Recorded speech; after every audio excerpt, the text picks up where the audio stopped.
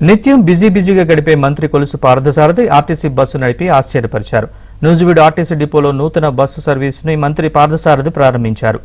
ఈ సందర్భంగా మంత్రి స్వయంగా బస్సు ఎక్కి డ్రైవింగ్ చేశారు. ప్రయాణికుల సౌకర్యం కోసం నూజివీడు నుంచి బెంగళూరుకు ఆర్టీసీ బస్సును ఏర్పాటు చేసినట్లు వెల్లడించారు.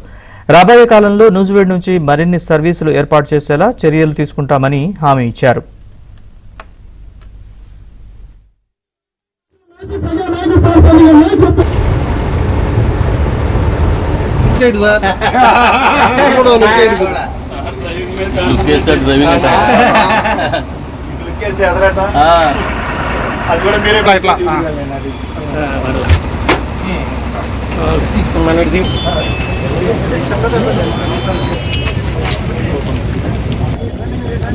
సార్ బస్ స్టాండ్ లో చాలా